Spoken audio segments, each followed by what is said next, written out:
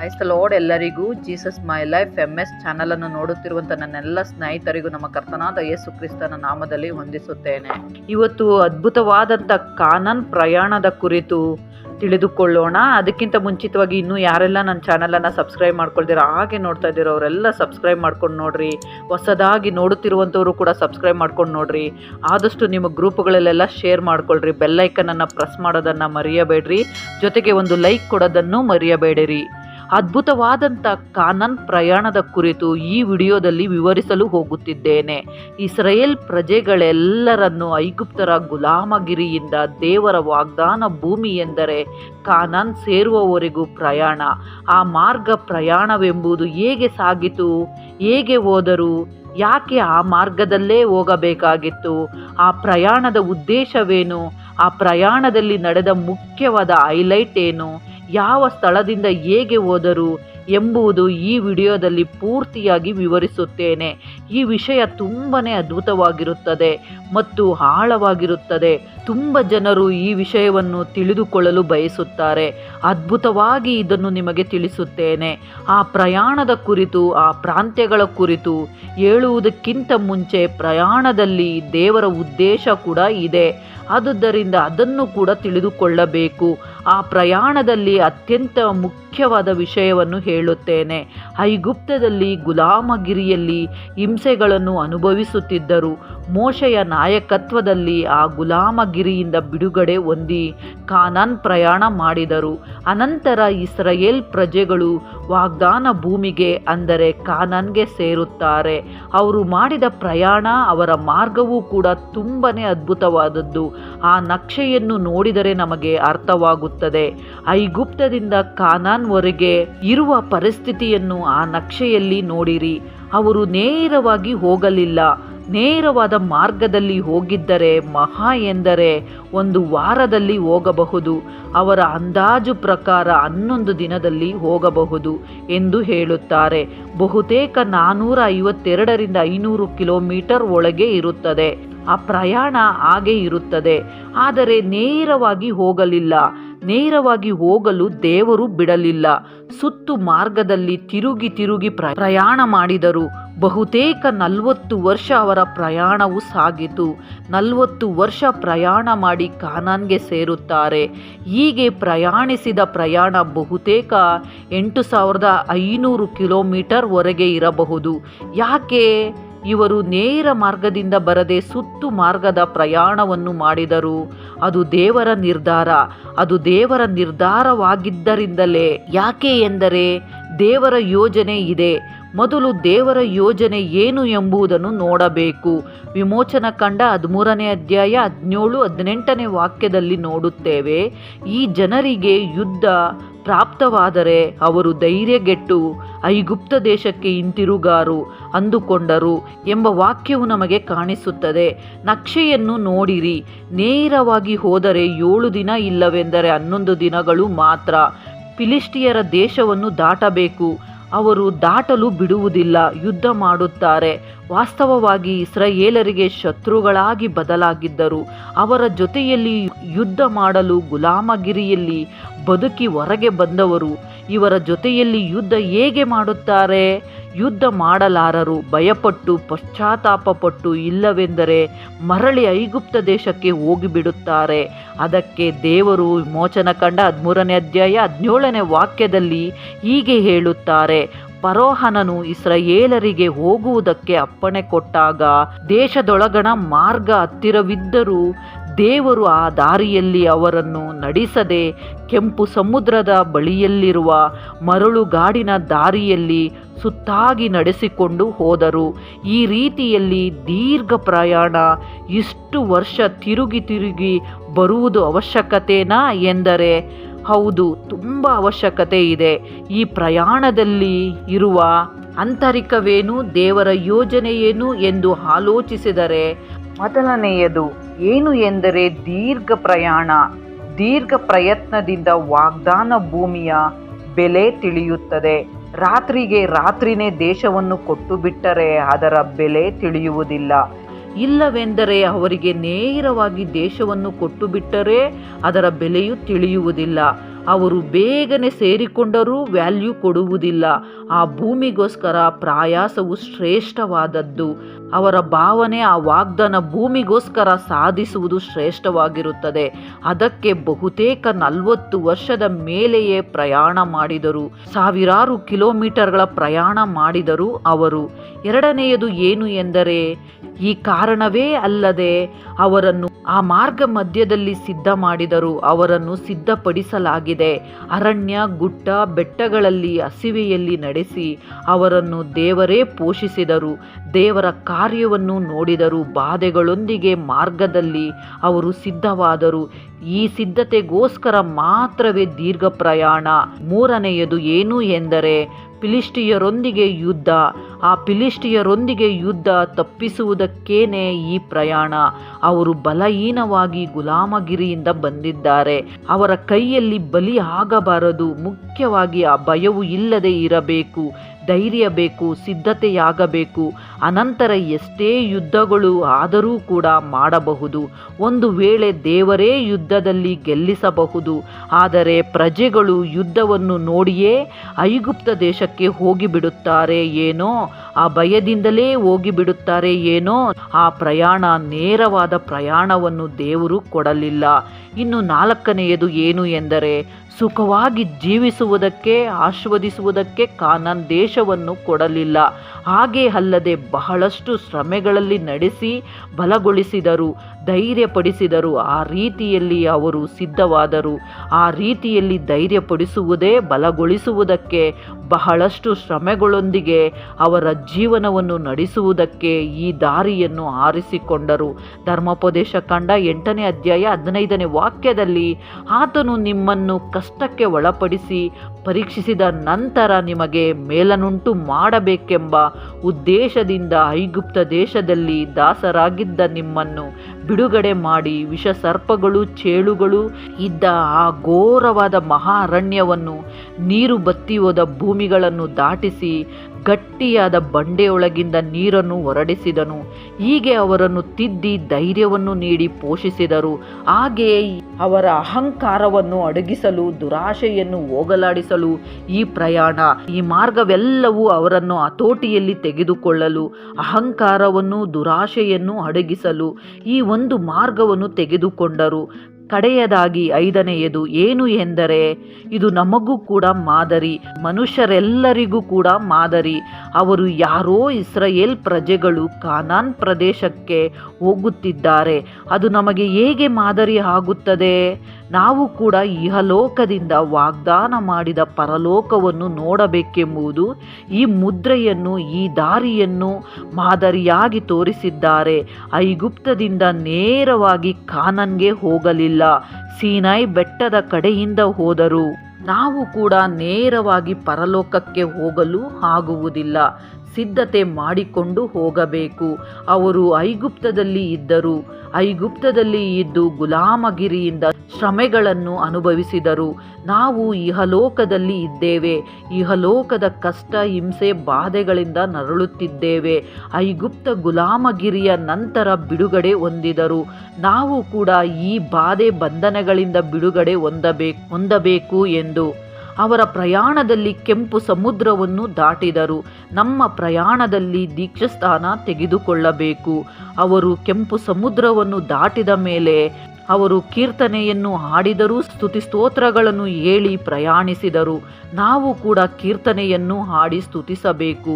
ಅವರ ಪ್ರಯಾಣದಲ್ಲಿ ಪರಲೋಕದ ಆಹಾರವನ್ನು, ಮನ್ನವನ್ನು ತಿಂದರು. ಪರಲೋಕದ ಆಹಾರವನ್ನು ಸ್ವೀಕರಿಸಿದರು. ದೇವರೇ ಪೋಷಿಸಿದರು. ನಾವು ಇಲ್ಲಿ ಆತ್ಮಿಕ ಆಹಾರವನ್ನು ತೆಗೆದುಕೊಳ್ಳುತ್ತಿದ್ದೇವೆ, ಕರ್ತನ ಸಂಸ್ಕಾರವಾಗಿ ತೆಗೆದುಕೊಳ್ಳುತ್ತಿದ್ದೇವೆ. ಹಾಗೆ ಅವರ ಪ್ರಯಾಣದಲ್ಲಿ ಪರೀಕ್ಷೆಗೆ ಒಳಗಾದರು, ಧೈರ್ಯಪಡಿಸಿದರು, ಸಿದ್ಧತೆ ಮಾಡಿದರು. ನಾವು ಕೂಡ ಇಹಲೋಕದಲ್ಲಿ ಪರೀಕ್ಷಿಸಲ್ಪಡಬೇಕು, ಸಿದ್ಧವಾಗಬೇಕು. ಅವರಿಗೆ ಸೀನಾಯಿ ಬೆಟ್ಟದಲ್ಲಿ ಆಜ್ಞೆಗಳನ್ನು ಕೊಟ್ಟರು. ನಮಗೂ ಕೂಡ ವಾಕ್ಯಗಳನ್ನು ಕೊಟ್ಟಿದ್ದಾರೆ, ಬೈಬಲನ್ನು ನೀಡಿದ್ದಾರೆ. ಈ ರೀತಿಯಾಗಿ ಅವರು ಆ ಆಜ್ಞೆಗಳನ್ನು ಪಾಲಿಸುತ್ತಾ ಕಾನಾನ್ ಸೇರುತ್ತಾರೆ. ಕಡೆಗೂ ಕೂಡ ಕಾನಾನ್ ಪ್ರದೇಶವನ್ನು ಸ್ವಂತ ಮಾಡಿಕೊಳ್ಳುತ್ತಾರೆ. ಹಾಗೆ ನಮಗೆ ಕೊಡಲ್ಪಟ್ಟಿರುವ ಧರ್ಮ ಗ್ರಂಥದ ಮುಖಾಂತರ ಪರಲೋಕವನ್ನು ಸಂಪಾದಿಸಿಕೊಳ್ಳಬೇಕು. ಇಸ್ರಾಯೇಲರ ಪ್ರಯಾಣ ಎಂಬುದು ನಮಗೂ ಕೂಡ ಒಂದು ಮಾದರಿಯಾಗಿ ಕಾಣಿಸುತ್ತದೆ. ಈ ರೀತಿಯಲ್ಲಿ ನಾವು ಗ್ರಹಿಸಬೇಕು. ದೇವರ ನಿರ್ಧಾರ ನಮ್ಮ ಕುರಿತು ಹೀಗೆ ಇರುತ್ತದೆ. ಮೋಶೆಯಂತಹ ನಾಯಕನನ್ನು ಅಲ್ಲಿ ಕೊಟ್ಟರು. ನಮಗೂ ಕೂಡ ಪರಿಶುದ್ಧ ಆತ್ಮನ ನಾಯಕತ್ವವಿದೆ. ಅವರು ದೀರ್ಘ ಪ್ರಯಾಣ ಮಾಡಿದರು. ನಾವು ಕೂಡ ನಮ್ಮ ಆಯುಷ್ಕಾಲ ಇರುವವರೆಗೂ ಪ್ರಯಾಣ ಮಾಡಬೇಕು. ಅವರನ್ನು ಸಿದ್ಧ ಮಾಡಿದರು, ಹಾಗೆ ನಾವು ಸಿದ್ಧರಾಗಬೇಕು. ದೇವರು ನಮ್ಮನ್ನೂ ಸಿದ್ಧ ಮಾಡುತ್ತಾರೆ. ಅವರ ಪ್ರಯಾಣದಲ್ಲಿ ಕೂಡ ಯುದ್ಧಗಳು ಇದ್ದವು. ಅಮಲೇಕ್ಯರು ಫಿಲಿಸ್ಟಿಯರೊಂದಿಗೆ ಯುದ್ಧ ಮಾಡಿದರು. ಆದರೆ ನಾವು ಮಾಡುವುದು ಯುದ್ಧ ಮನುಷ್ಯರ ಮೇಲೆ ಅಲ್ಲ, ಅಂಧಕಾರದ ಲೋಕಾಧಿಪತಿಗಳ ಮೇಲೆಯೂ ಆಕಾಶ ಮಂಡಲದಲ್ಲಿರುವ ದುರಾತ್ಮಗಳ ಸೇನೆಯ ಮೇಲೆ ನಾವು ಯುದ್ಧ ಮಾಡಬೇಕು. ನಮಗೆ ಮಾದರಿಯಾಗಿ ಇರುವುದಕ್ಕೆ, ನಮಗೆ ಅರ್ಥವಾಗುವುದಕ್ಕೆ ಈ ರೀತಿಯಾಗಿ ಮಾಡಿದರು. ಈ ಕಾರಣಗಳನ್ನು ಹಿಡಿದು ದೇವರು ಅವರನ್ನು ನೇರವಾದ ಮಾರ್ಗದಲ್ಲಿ ಅಲ್ಲದೆ ಸುತ್ತು ಮಾರ್ಗದಲ್ಲಿ 40 ವರ್ಷ ಅವರನ್ನು ನಡೆಸಿದರು. ಈ 5 ಕಾರಣಗಳು ತುಂಬನೇ ಮುಖ್ಯವಾದವುಗಳು. ಈಗ ನಿಮಗೆ ಅರ್ಥವಾಗಿದೆ ಎಂದು ನಾನು ಭಾವಿಸುತ್ತೇನೆ. ಯಾಕೆ ಎಂದರೆ ಈ ದೀರ್ಘ ಪ್ರಯಾಣ ಯಾಕೆ, ಈ ಸಿದ್ಧತೆ ಯಾಕೆ, 40 ವರ್ಷ ಯಾಕೆ ಎಂಬುದು, ದೇವರ ಉದ್ದೇಶವೇನು, ದೇವರ ಯೋಜನೆ ಏನು ಎಂಬುದು ನಮಗೂ ಕೂಡ ತಿಳಿಸುವುದೇನು ಎಂಬುವ ವಿಷಯಗಳು ನಮಗೆ ಅರ್ಥವಾಗಿದೆ. ಈಗ ಅವರು ಎಲ್ಲಿನಿಂದ ಪ್ರಾರಂಭಿಸಿದರು, ಯಾವ ಮಾರ್ಗದಿಂದ ಹೇಗೆ ಕಾನಾನ್ಗೆ ಬಂದರು ಎಂಬುದನ್ನು ನೋಡೋಣ. ಅವರು ಐಗುಪ್ತ ದೇಶದಿಂದ ಪ್ರಯಾಣವನ್ನು ಪ್ರಾರಂಭಿಸಿದರು. ರಾಮ್ಸಿಸ್ ಪಟ್ಟಣದಿಂದ ಪ್ರಯಾಣ ಪ್ರಾರಂಭವಾಗಿದೆ. ನಕ್ಷೆಯನ್ನು ನೋಡಿರಿ. ಏನು ಎಂದರೆ ಈ ರಾಮ್ಸಿಸ್ ಪಟ್ಟಣದಿಂದ ಅವರು ಹೊರಟರು. ಐಗುಪ್ತದಿಂದ ನಂಬಿಕೆಯಿಂದ ಬಂದರು. ಈ ರಾಮ್ಸಿಸ್ನಿಂದ 2ನೆಯ ಸ್ಥಳ ಎಲ್ಲಿ ಎಂದರೆ ಸುಕ್ಕೋತಿಗೆ ಬಂದರು. ಅವರು ಪ್ರಯಾಣಿಸಿದ ಮೇಲೆ ಅವರು ಸುಕ್ಕೋತಿಗೆ ಬಂದರು. ಅಲ್ಲೇ ಅವರ ಮೊದಲ ಶಿಬಿರವು. ಅವರು ಸುಕ್ಕೋತಿನಿಂದ ಪ್ರಯಾಣ ಮಾಡಿ ಮರಳು ಕಾಡಿನ ಅಂಚಿನಲ್ಲಿರುವ ಏತಾಮಿನಲ್ಲಿ ಇಳಿದುಕೊಂಡರು. ಅಲ್ಲಿನಿಂದ ಯೆಹೋವನು ಹಗಲು ಹೊತ್ತಿನಲ್ಲಿ ದಾರಿ ತೋರಿಸುವುದಕ್ಕೆ ಮೇಘಸ್ತಂಭದಲ್ಲಿಯೂ ರಾತ್ರಿ ವೇಳೆಯಲ್ಲಿ ಬೆಳಕು ಕೊಡುವುದಕ್ಕೆ ಅಗ್ನಿಸ್ತಂಭದಲ್ಲಿಯೂ ಇದ್ದು ಅವರ ಮುಂಭಾಗದಲ್ಲಿ ಹೋದನು. ದೇವರೇ ಅವರಿಗೆ ಮಾರ್ಗವನ್ನು ತೋರಿಸುತ್ತಾರೆ. ಆ ವಿಷಯಗಳನ್ನು ನಾವು ಇಲ್ಲಿಯೇ ನೋಡುತ್ತೇವೆ. ಆ ಪ್ರಾಂತ್ಯ ಯಾವುದು ಎಂದರೆ ಸುಕ್ಕೋತ್. ಅನಂತರ ಈ ಸುಕ್ಕೋತಿಂದ ಪ್ರಯಾಣವಾಗಿ ಹೋಗುತ್ತಾರೆ. ಮುಂದಿನ ಹಂತ 3ನೇ ಪಾಯಿಂಟ್ ಎಲ್ಲಿ ಎಂದರೆ ಪಿಹಾಹಿರೋತ್. ಪಿಹಾಹಿರೋತ್ ಎಂದೇ ಕನ್ನಡದಲ್ಲಿ ಇದೆ. ಸುಕ್ಕೋತ್ನಿಂದ ಪ್ರಯಾಣ ಮಾಡಿ ಪಿಹಾಹಿರೋತ್ವರೆಗೂ ಬರುತ್ತಾರೆ. ಅಲ್ಲಿನಿಂದ ಕೆಂಪು ಸಮುದ್ರವನ್ನು ದಾಟುತ್ತಾರೆ. ಪಿಹಾಹಿರೋತನ್ನು ದಾಟಿ ಕೆಂಪು ಸಮುದ್ರದ ನಡುವೆ ಪ್ರಯಾಣ ಮಾಡಿ ಅಲ್ಲಿನಿಂದ ಹೊರಟು 3 ದಿನಗಳು ಏತಾಮಿನ ಅರಣ್ಯದಲ್ಲಿ ಪ್ರಯಾಣಿಸಿ ಮಾರಾ ಎಂಬ ಸ್ಥಳಕ್ಕೆ ಸೇರುತ್ತಾರೆ. ಮುಂದಿನ ಹಂತ 4ನೇ ಪಾಯಿಂಟ್ ಮಾರಾ. ಈ ಸ್ಥಳದಲ್ಲಿ ನೀರು ಕಹಿಯಾದದ್ದರಿಂದ ಅವರಿಗೆ ಅದನ್ನು ಕುಡಿಯುವುದಕ್ಕಾಗದೆ ಹೋಯಿತು. ಅದಕ್ಕೆ ಮಾರಾ ಎಂಬ ಹೆಸರು ಬಂದಿದೆ. ಮಾರಾ ಎಂದರೆ ಕಹಿ. ಇಲ್ಲೇ ಇರುವುದಕ್ಕೆ ದೇವರು ಅದ್ಭುತ ಮಾಡಿ ಕಹಿಯಾದ ನೀರನ್ನು ಸಿಹಿಯಾಗಿ ಬದಲಾಯಿಸಿದರು. ಅನಂತರ ಅವರು ಮಾರಾದಲ್ಲಿ ಸ್ವಲ್ಪ ಕಾಲವಿದ್ದು ತರುವಾಯ ಅವರು ಎಲೇಮಿಗೆ ಬಂದರು. ಮುಂದಿನ ಹಂತ 5ನೇ ಪಾಯಿಂಟ್ ಎಲಿಮ್. ಎಲಿಮ್ನಲ್ಲಿ 12 ನೀರಿನ ಹೊರತೆಗಳು 70 ಖರ್ಜೂರ ಮರದ ಮರಗಳು ಇದ್ದುದರಿಂದ ಆ ನೀರಿನ ಬಳಿಯಲ್ಲಿ ಇಳುಕೊಂಡರು. ಅನಂತರ ಎಲಿಮ್ನಿಂದ ಹೊರಟು ಸೀನ್ ಎಂಬ ಅರಣ್ಯಕ್ಕೆ ಬಂದರು. ಅದು ದೊಡ್ಡ ಅರಣ್ಯವಾಗಿರುತ್ತದೆ. ಈ ಸೀನ್ ಎಂಬ ಅರಣ್ಯ ತುಂಬ ದೊಡ್ಡದಾಗಿರುತ್ತದೆ. ಸೀನ್ ಎಂಬ ಅರಣ್ಯಕ್ಕೆ ಹೋಗುತ್ತಾರೆ. ಇವರು ಇಳಿದ ಮುಂದಿನ ಹಂತ 6ನೇ ಪಾಯಿಂಟ್ ಸೀನ್ ಎಂಬ ಅರಣ್ಯ. ಸೀನ್ ಎಂಬ ಅರಣ್ಯದಲ್ಲಿ ಆಹಾರ ಸಿಗದೆ ಗುಣಗುಟ್ಟುತ್ತಾರೆ. ಈ ಅರಣ್ಯದಲ್ಲಿಯೇ ದೇವರು ಪರಲೋಕದಿಂದ ಮನ್ನವನ್ನು ಸುರಿಸಿದರು. ಅವರ ಹಸಿವೆಯನ್ನು ತೀರಿಸುತ್ತಾರೆ. ಇಸ್ರಾಯೇಲ್ ಪ್ರಜೆಗಳನ್ನು ಸ್ವಲ್ಪ ದಿನ ಹೀಗೆ ಪರಲೋಕದ ಮನ್ನವನ್ನು ಕೊಟ್ಟು ಪೋಷಿಸುತ್ತಾರೆ. ಈ ಸೀನ್ ಎಂಬ ಅರಣ್ಯದಿಂದ ಹೊರಡುತ್ತಾರೆ. ಮುಂದಿನ ಹಂತ 7ನೇ ಪಾಯಿಂಟ್ ರೆಪಿದಿಮ್. ರೆಪಿದಿಮ್ನಲ್ಲಿಯೇ ಅಮಲೇಕರ ಸಂಗಡ ಯುದ್ಧ ಮಾಡುತ್ತಾರೆ. ಆ ಯುದ್ಧ ಜಯಿಸಿದ ಮೇಲೆ ಆ ಸ್ಥಳದಲ್ಲಿ ಯಜ್ಞವೇದಿಯನ್ನು ಕಟ್ಟಿಸಿ ಅದಕ್ಕೆ ಯೆಹೋವ ನಿಸ್ಸಿ ಎಂದು ಹೆಸರಿಟ್ಟರು. ರೆಪಿದಿಮ್ಮನ್ನು ಬಿಟ್ಟು ಸೀನಾಯಿ ಅರಣ್ಯಕ್ಕೆ ಬಂದಾಗ ಅಲ್ಲಿ ಬೆಟ್ಟಕ್ಕೆ ಎದುರಾಗಿ ಇಳುಕೊಂಡರು. ಸ್ವಲ್ಪ ಕಾಲವಾದ ಮೇಲೆ ಸೀನಾಯಿ ಬೆಟ್ಟಕ್ಕೆ ಹೋಗುತ್ತಾರೆ. ಮುಂದಿನ ಹಂತ 8ನೇ ಪಾಯಿಂಟ್ ಸೀನಾಯಿ ಬೆಟ್ಟ. ಇದನ್ನು ಮೌಂಟ್ ಒರೆಡ್ ಜಬೆಲ್ ಮೌಸಾ ಎನ್ನುತ್ತಾರೆ. ಮೋಶೆಯು ಸೀನಾಯಿ ಬೆಟ್ಟದಲ್ಲಿ ದೇವರೊಂದಿಗೆ ಸಮಯ ಕಳೆದು 10 ಆಜ್ಞೆಗಳನ್ನು ತೆಗೆದುಕೊಂಡು ಬರುತ್ತಾರೆ. ಆಗ ಇಸ್ರಾಯೇಲ್ ಪ್ರಜೆಗಳಿಗೆ ಆ 10 ಆಜ್ಞೆಗಳನ್ನು ತಿಳಿಸುತ್ತಾರೆ. ಈ ರೀತಿಯಾಗಿ ಪ್ರತಿಯೊಂದು ಆಜ್ಞೆಯನ್ನು, ಪ್ರತಿಯೊಂದು ವಿಷಯವನ್ನು ದೇವರು ಮೋಶೆಯ ಮುಖಾಂತರ ತಿಳಿಸುತ್ತಾರೆ. ಅನಂತರ ಸ್ವಲ್ಪ ದಿನಗಳ ಆದ ಮೇಲೆ ಬೆಟ್ಟದಿಂದ ಹೊರಟು ಅರಣ್ಯಕ್ಕೆ ಹೋಗುತ್ತಾರೆ.